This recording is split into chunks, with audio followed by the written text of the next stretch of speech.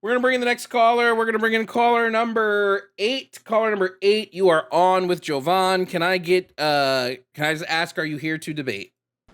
Thank you, Boo. Yes, I am. Okay, and what's your name, age, and pronouns, please? Will, I'm 26, and my pronouns are he, him. All right, Will, what topic on the board are you calling to debate about today? So the first two, what's called that trans men and women are, in fact, men and women, and the morality of God, basically, the second one. All right, we'll start with the first one. What are your contentions with the first point? Well, I'd have to have some clarifying questions because that one is really dependent. So I'm not very familiar with your work. I just never seen it before. But I was wondering, you're an atheist, correct? Correct. And are you a materialist? I don't know. Well, do you believe that all there is to reality is matter and energy? Maybe. Haven't thought about it hard enough. Well, what's called this is my point with that would be contingent on that, because matter and energy. If you're an atheist, do you believe in any spiritual truth? No. None at all. So do you think that there's anything outside of the physical world? Maybe. I just don't believe there would be anything supernatural. Okay, so you have like this kind of agnostic atheism? No, I don't believe in the supernatural whatsoever. Okay, do you believe in the spiritual whatsoever? No. So there is nothing outside of the physical? Outside of the physical or outside of the physical world? Because I would say like there could be another world that exists outside of our physical world. I would classify this as something else. I'm talking about our reality specifically. So our reality, the one that we live in, do you believe that there is anything outside of that, like what's called in terms of spirituality? I'm not talking about like another physical universe. I'm talking about a spiritual universe. Let's say that. Like, if you believe that any spiritual thing exists at all. No, I don't believe any spiritual thing exists at all. No. Okay, so then that would make you a materialist, and all there is to our reality, speaking about our reality specifically, is matter and energy, correct? Possibly. Well, possibly. All right, let's just what's called work on that assumption, because you seem pretty immovable on that. So when it comes to a trans person, which I have sympathy for, I'm not immovable on this topic, but I have sympathy for them because it is a complex issue. But the problem that I really see is that when a trans person, correct me if I'm wrong, because the conversations I've had with trans people, it usually works out something like this. I ask them, hey, what makes you trans? After I get to know them, and they're willing to talk about it, I ask them, what makes you trans? And they go, well, I was born in the wrong body. My mind is what's it called? A female mind, or my brain is a female brain. You know what I mean? Is that kind of the assertion? No, not from any of the research that we've done on like gender in the brain and whatnot. Most trans people use the phrase like I'm in the wrong body as just like a way for cisgender people to sort of understand what they're talking about. They don't think they're in the wrong. They know they're in their body. They just wish that their body looked different. Oh, okay. So it comes out of a need for change, not a need of necessity. So like it's literally a thing that you want to be different. So you're coming at gender as a completely metaphysical concept. It doesn't even exist physically, right? Well, gender in the abstract couldn't exist physically because it's just a list of traits that we assign to the sexes. Gender identity in a person is again intangible because it's like just how somebody, like their internal sense of themselves. So these are just intangible things. Right, so it's arbitrary. Sure. That would make it arbitrary because sure, possibly. Well, so like again, I don't know that I use the word arbitrary. I'd more use the word intangible, but yeah. Well, the same thing. If it's not in our physical world, well, no, because arbitrary denotes that you're not like engaging in some type of logic or rule sense. I wouldn't call it arbitrary necessarily. I would just say it's like intangible. Well, with the worldview, Oh, I'm sorry. With the worldview of an atheist or a materialist, which what's it called again? Like I said, you seem pretty agnostic on materialism. It would make it arbitrary. It would make logic even arbitrary. The idea that something can be um non-physical and be true, with the only things being true are matter and energy, then that idea is completely non-comportable with our reality I in disagree. a materialistic sense. I disagree. I think intangible things can exist, right? Especially when we're like analyzing the mind, right? I think intangible things can exist. I don't think they're in turn then supernatural. I've told you I don't believe in the Well, supernatural or the spiritual, right? Just because something's well, and intangible doesn't make it supernatural. We know where our emotions come from. We know the parts of the brain that operate them. We know that if you affect certain parts of that brain, your emotions can completely change. Like we know these things. So I don't believe that this would be a spiritual or supernatural thing. So it wouldn't go against my well beliefs that because, as I've said, I only don't believe in the spiritual or the supernatural. that would make it intangible. Well, that would make it tangible. If your brain or your mind is a faculty of the brain, and that thing is affected by things like Emotions chemical don't have imbalances. no. Just because your brain is where this can operate in, it doesn't mean that emotions are like emotions, identity. These aren't physically tangible things. They don't have a physical structure. Tangible just means that Right, there's so they're something arbitrary.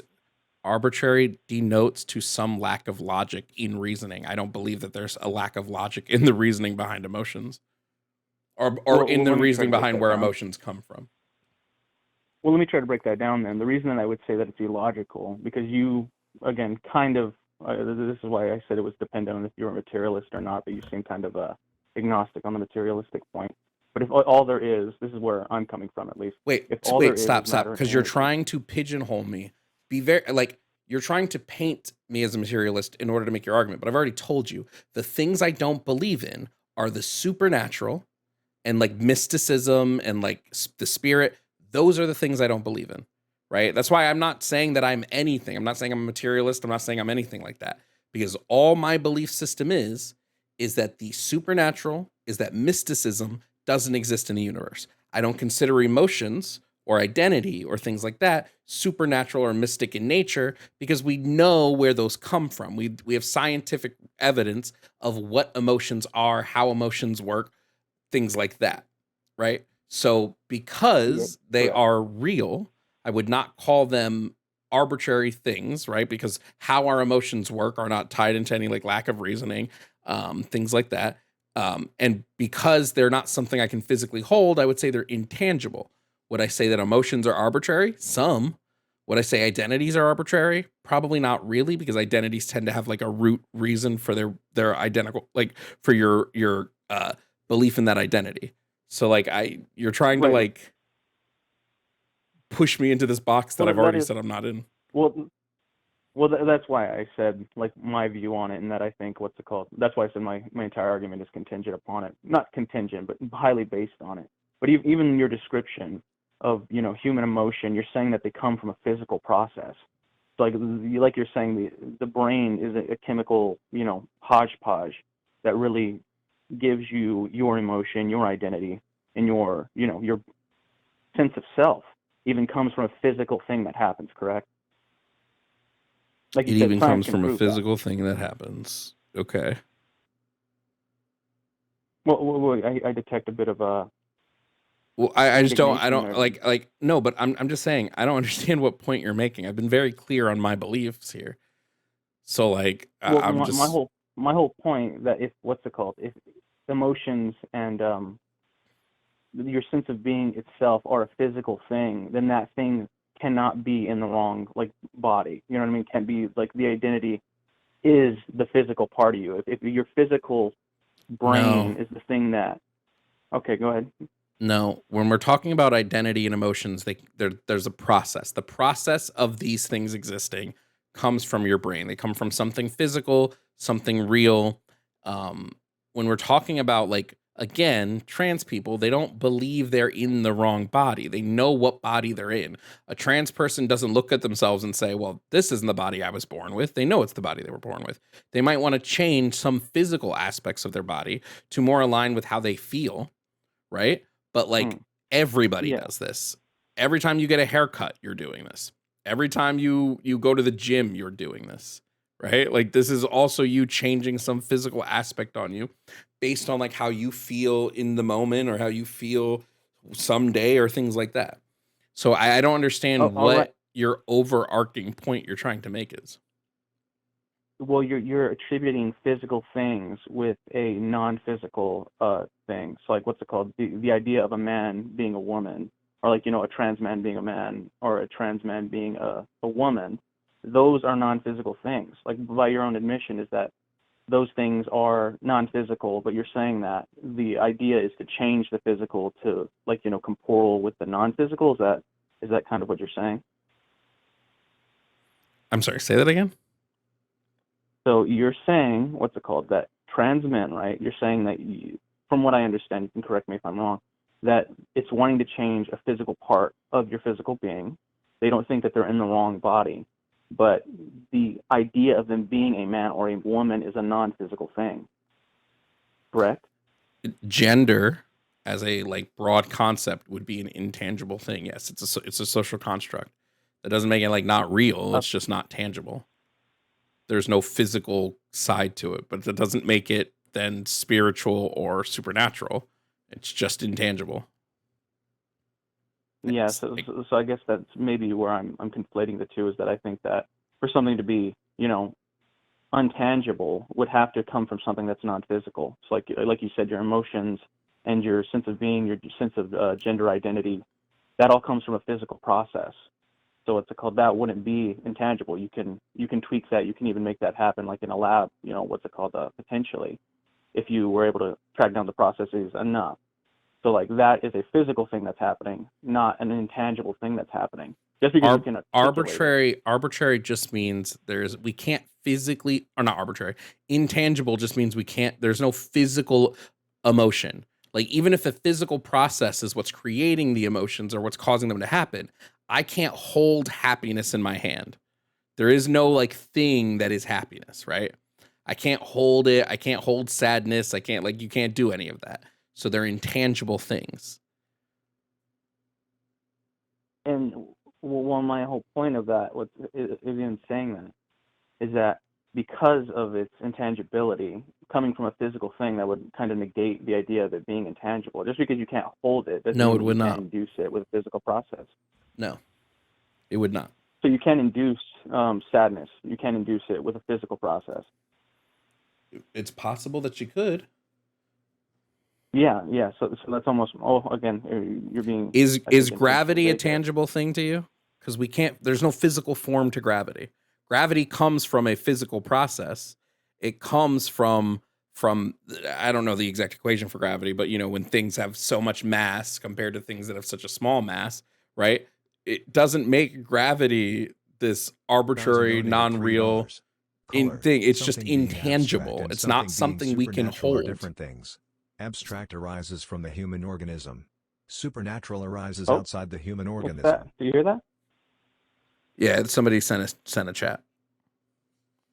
Oh, okay. Well, no, I understand what you're saying, but like, what's called, even the idea of gravity being like for me, what's called gravity is a theory. You know what I mean? What's called, I tend to agree with it. It just like we get into problems with dark matter with that kind of thing.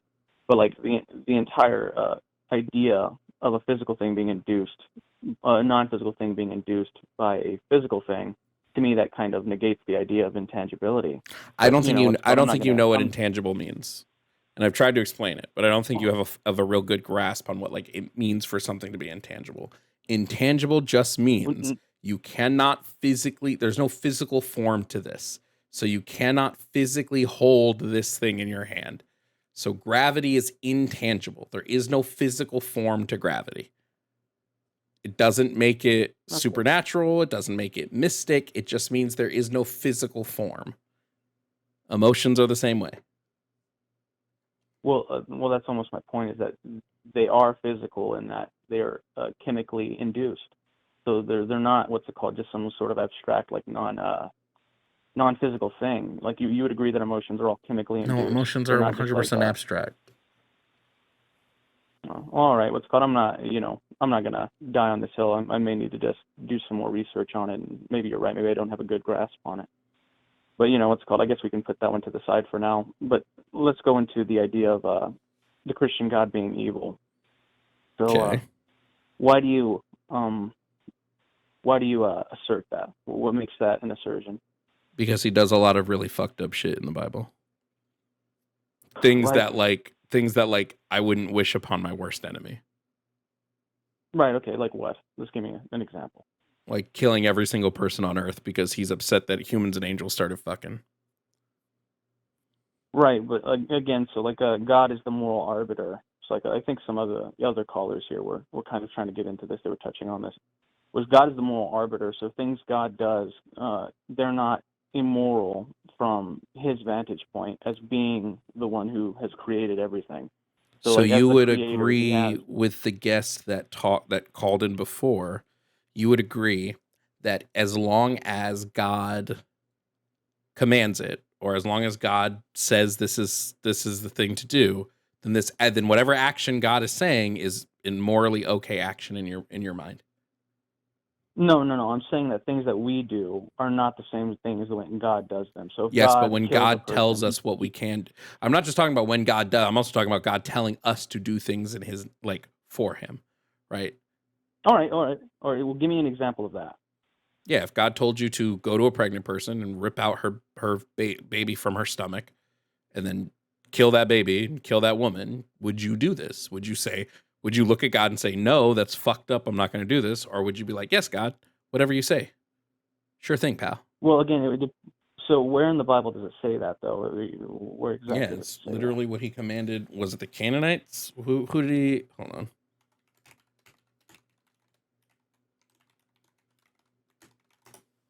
It was, the Canaanites. He told the Israelites to wipe out the Canaanites.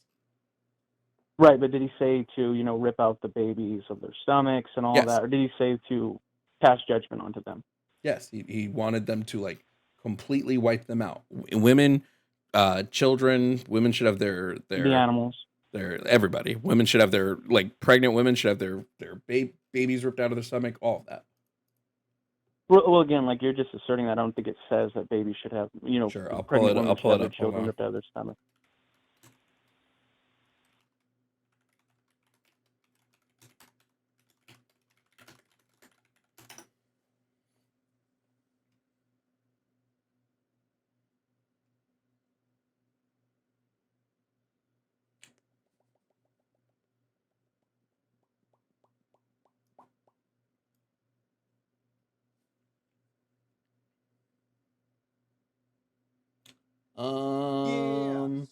I'm just trying to pull it up.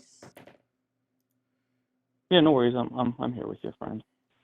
Does anybody in chat remember which Bible? I really need to put my fucking Bible verses into a book, or not a book, into a I'm in Google the same Doc. boat. Does anybody in chat remember which one I'm talking about?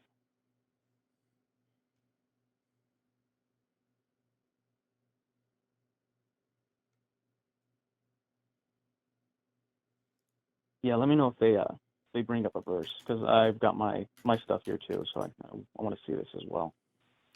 Yeah, it's just about finding.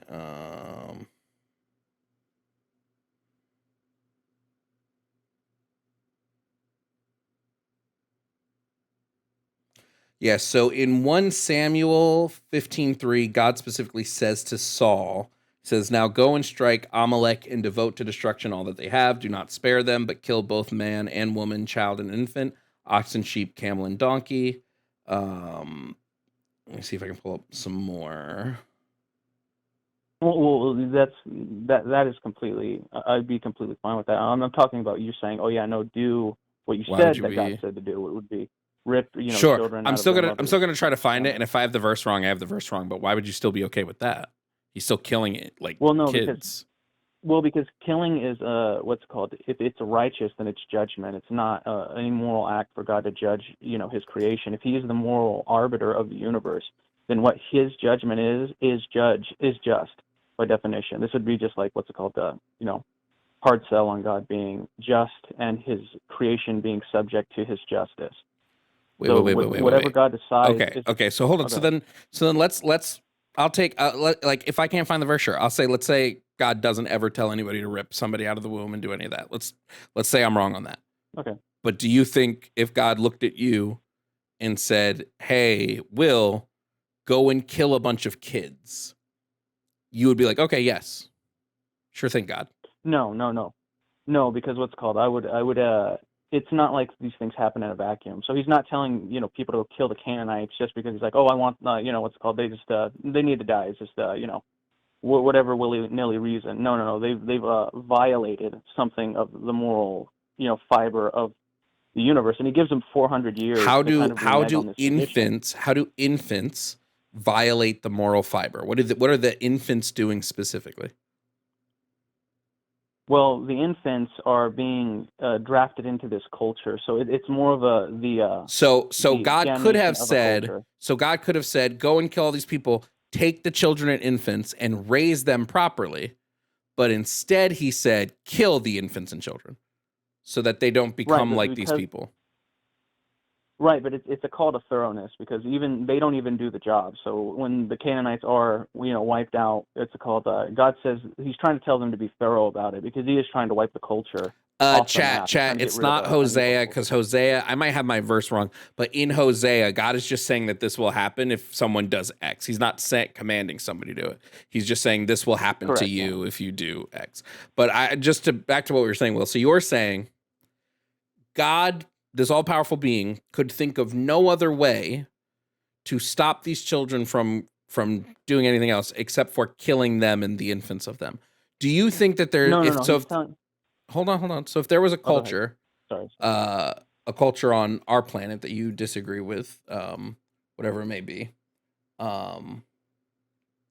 right? Like, let's say, I don't know, who knows what it is. This culture is super evil, super all this, does all this, and God tells you, hey, Will, this culture is going against me. They are very bad. They are exactly like the people from before. I need you to go kill all the kids and in the infants. You would say yes, God. Well, no. So again, that's why I think you're conflating well, it is. That's not a I guess what conflation. you're conflating. This is one-to-one. Yeah. I don't think it. I don't even. Yeah, no. I don't think it would be conflation. But no. I think that in specifically the instance that you gave, the Canaanites, he's trying to wipe out a culture, and he's trying to tell them to be thorough, and they fell on that front. When after this happens, like later chapters, like I think it's 2 chapters later, the Canaanites appear again, and they're there again, and Israel did not do their job, and it's because God is working with an improper, he's not working with a perfect tool. So what's it called? His judgment being consistent with his law says, like if you shed the blood of men, by the hand of men your blood shall be shed. He's trying to be consistent with his law and actually trying to, act that out. Wait, but I'm saying to you, God is asking you to be thorough. He wants you specifically, Will. He's commanding you to go and kill the children and the infants of whatever this society is that he has deemed goes against him too thoroughly that they have no chance of salvation. You would do it. Well, it's not even so salvation isn't even in question here. So judgment on earth is not judgment in the when I say salvation, realm. all I mean is them being able to change. That's all I mean. Yeah. So what's it called? Again, it's not like this happens in a vacuum. So he gives the Canaanites 400 years, and I'm using this to relate to the question you're asking me. He gives them 400 years. Well, I just need to know if you would do it or not, Will. We don't need the context around it. If the evidence was sufficient for for that judgment, God doesn't just do things like that in a vacuum. That's almost my point. If the evidence was sufficient that these people could not, they're immovable, you know what I mean? They're immovable, and that God says that it's a just thing, then I would consider it certainly. Because, in my worldview, like just to be consistent, in my worldview, God is the ultimate arbiter of the universe. But to be fair, not to be fair, to be 100% honest, I would even suspect that thing telling me to do that if it was God or not, because this is old covenantal, law. This is old covenantal. This is people that he's guiding under the old covenant. The new covenant is what we're under now as Christians, or as I'm under as a Christian. So, okay. So God comes to you, Will. He says, hey, Will, I know we're under the new covenant, but I've changed my mind. I want to go back to the old covenant, even though Jesus already said he didn't come to change one dot or tittle of the old law, But let's say he says to you, Will, Jesus, I changed my mind on all this because I'm God and I can do that. And there's this group of people that are acting against me, and I've given them years to get their shit together, and they have not. Okay? Given them years. I want you to take this blade that I'm bestowing upon you, and I want you to go and slaughter every child and infant under the age of 5 in this group with this blade. You're saying you would do it. I'm saying I'd consider it. Certainly, again, I would have to judge it. Well, if I you don't don't have do a it, you specific would be idea. going against God. Well, I might just do that if if the evidence wasn't sufficient enough. Like that's why I said. Even, Okay, wait, but question why if do it was you God. get to? You've said, why are you getting to be the arbiter of the evidence? It would be up to Well, God because whether God the doesn't evidence is sufficient enough. Right, but God doesn't just He doesn't not reason with His creation. This happens again and again. And like I would ask questions to God, and if God gave me enough evidence and showed me enough like it's the same thing that happens with Abraham with Sodom and Gomorrah. He literally sits there and argues Okay, with God. I'm going to tell you what my worldview is. My worldview is there is no evidence God could present to me. There is nothing God could tell me that would make me go and slaughter children. I would look at that God and say, All right. great, you've proven to me that I would rather spend eternity in hell than be anywhere around you. This is for most of the things God does in the Bible, especially New Testament, which is still the same God, he still did it. If God told me to kill my child, to take my child up onto the mountain and kill my child as a sacrifice, I'd be like, go fuck yourself. If God told me to go and slaughter the Canaanites in entirety and leave nobody alive, I'd say, go fuck yourself. If God said, build an ark because I'm going to flood the world and kill everybody and you need to save all the animals, I'd say, I'm also going to save as many fucking people as I can. Go fuck yourself. If God told me, hey, I set a bet with Satan and now I'm going to let Satan kill your kids and burn down your home and your crops and your flocks, I'd be like, go fuck yourself. If God said, hey, I'm going to harden the heart of this guy of this Pharaoh so that he doesn't let your people go, and then I want you to let me kill his firstborn kids, I'd say, go fuck yourself.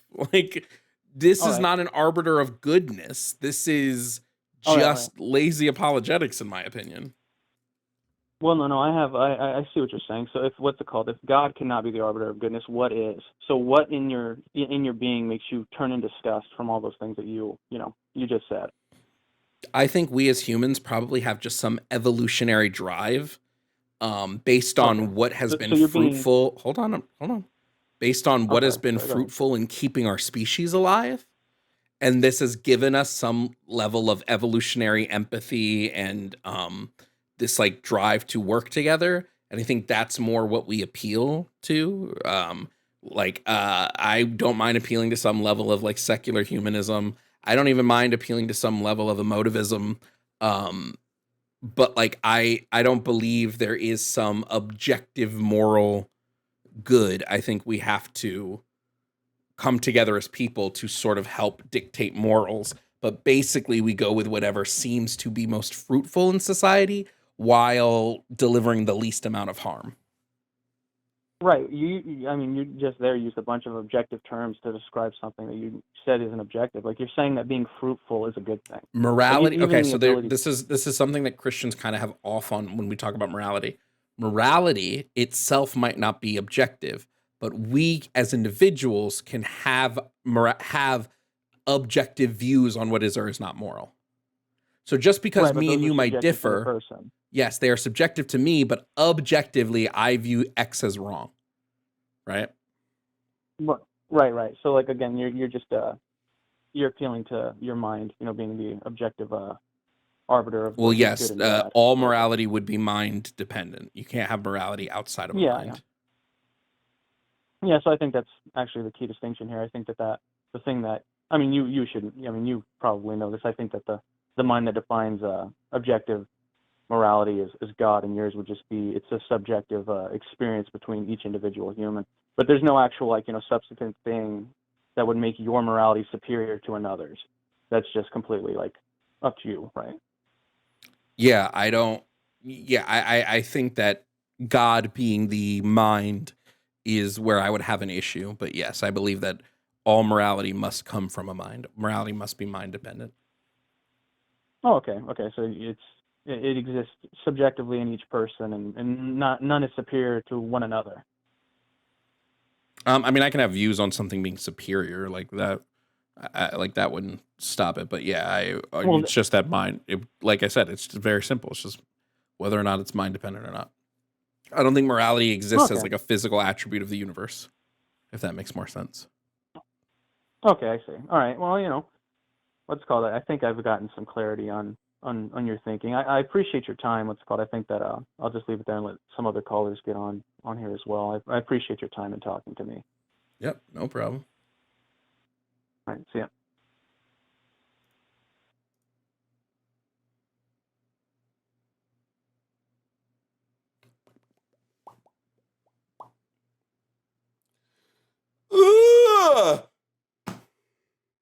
Hey, thank you all for watching this video. If you don't know me, I'm Jovan Bradley. I'm a leftist content creator who does debates, political commentary, gaming, and more. If this is your first video, thanks for sticking to the end, and I hope you subscribe. I post videos daily, and there are hundreds of past debates on my page for you to enjoy. Thank you to all of my YouTube members. Your continued support helps me create as much as I can. Consider joining. A membership starts at $2.99 and gets you access to our community Discord, early access to videos, and more. Shout out to my Tier 4 members, Ovaltine, Sylvia Snow, Bamji, Emery Imogene, Ayla Ursus, Zurith Moonpaw, Vel, Kelsey K, Jake Gorshander, Matthew Holloway, Kazim, Vampy, Yemye, and Dragon Nerd. Your continued support goes a long way to me continuing the fight for equity, justice, and education. Thank you again for watching.